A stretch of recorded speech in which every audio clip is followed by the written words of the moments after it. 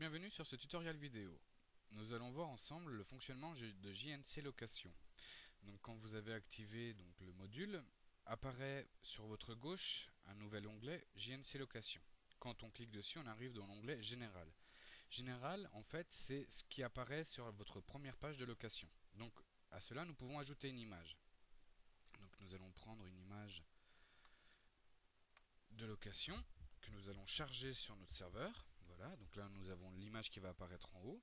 Le texte de présentation, là je vais ouvrir un document Word avec le texte de présentation que nous a mis Master Annecy comme démonstration. Donc je colle tout simplement mon texte et je fais charger mon texte. Et ici l'email du formulaire. L'email du formulaire correspondra à l'email qui sera l'email qui recevra en fait les demandes de location. Donc là par exemple, on va marquer par exemple info@masterannecy.com. Ici il faudra bien rentrer donc votre email à vous. Une fois que le général est fait, nous avons plusieurs autres champs. Caractéristiques, saison, date d'indisponibilité, créer vos locations et gérer vos prix. On va passer sur caractéristiques. Les caractéristiques sont tout simplement les types, le nombre de places, les durées et les accessoires. Donc par exemple, en type, nous allons marquer fourgon, capucine, intégrale et profilé. Donc là par exemple on peut voir que j'ai mis des majuscules, là-dessus je n'ai pas mis de majuscules, donc nous allons la modifier. Donc pour modifier un type, il suffit de double-cliquer pour qu'apparaisse le champ de modification. Et on va mettre un F majuscule. Vous avez deux possibilités pour sauvegarder, ou soit vous appuyez sur Entrée, ou soit tout simplement vous cliquez hors de la zone, et automatiquement la sauvegarde se fait. Donc le nombre de places pour tous les véhicules que nous allons insérer, donc par exemple on va marquer 2, 3, 4, 5 et 6. Suite à ça, nous avons la durée. Donc les durées ne sont que des semaines. Donc nous allons marquer une semaine de location, 2 semaines et 3 semaines. Ensuite, nous avons les accessoires. Donc les accessoires de tous vos types que vous allez mettre en location. Donc moi j'ai marqué porte-vélo, mais vous pouvez mettre bien sûr autant d'accessoires que vous souhaitez. Une fois qu'on a rempli tous nos champs caractéristiques, nous allons passer donc aux saisons. Donc les saisons, il faut rajouter un nom, une durée, et après gérer nos saisons. Donc par exemple, pour les noms, on va marquer haute saison et basse saison. Suite à cela, on va enregistrer des durées. Donc les durées doivent être sous la forme XX et elle doit être contenue dans le même mois. Donc par exemple, du 01/01 au 31/01. Et on va charger notre durée. On va faire ensuite pour février, donc du 01/02 au 28/02, et on va charger. Une fois que nous avons donné un nom et une durée, on peut assimiler maintenant notre saison. On va dire par exemple que nous avons une haute saison qui est au mois de janvier et une basse saison qui est au mois de février. Si par exemple nous avons dans le même mois une haute et une basse saison qui se jumellent, il n'y a pas de problème. On fait du 01/03 au 10/03 et ensuite du 11/03 au 31/03. Et la même chose dans nos saisons, on va gérer donc une autre saison qui va être, on va plutôt prendre une basse saison qui va être au début du mois, et on repassera sur une autre saison qui sera à la fin du mois.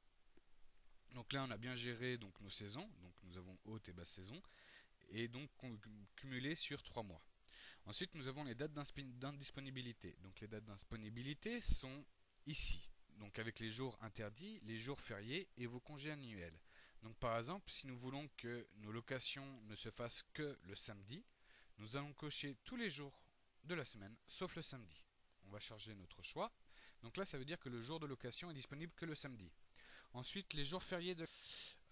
ensuite, on va mettre cette date-là. Ça, c'est des dates que vous pouvez vous-même gérer sans aucun souci. Et ensuite, les congés annuels. Donc, par exemple, on va dire que nous sommes en congé annuel du 20/12 au 31. Nous avons géré tous ces jours Donc ces congés annuels, ces jours fériés, ces jours interdits, ces jours-là seront en fait bloqués sur le calendrier et les personnes ne pourront pas les sélectionner en jour de départ.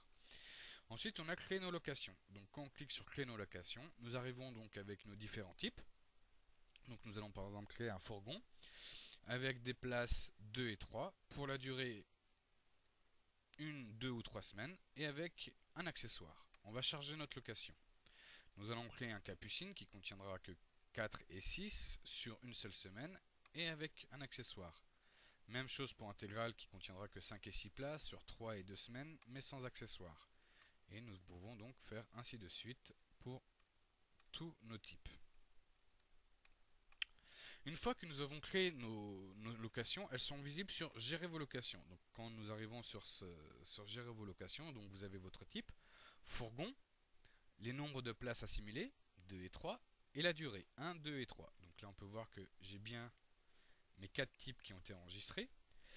Et nous allons donc maintenant assimiler à ces 4 types un picto. Donc on parcourt et on va par exemple prendre le picto fourgon. Et je vais charger le picto.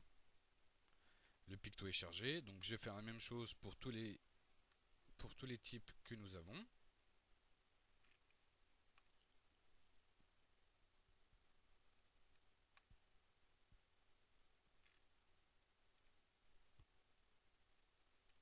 Voilà, donc là j'ai chargé tous les pictos.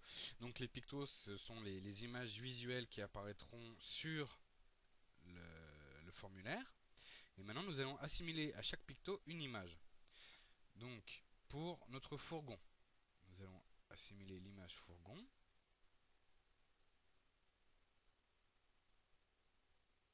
Et nous allons donc faire ainsi de suite pour tous nos types.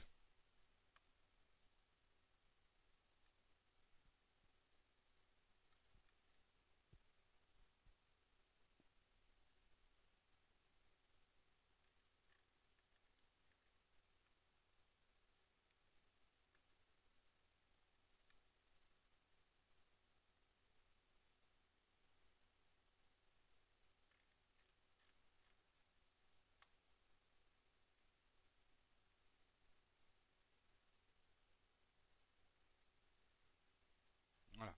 Donc là j'ai assimilé à tous mes types un picto et une image. Et nous allons donc maintenant gérer les prix. Donc tout simplement on clique sur gérer vos prix.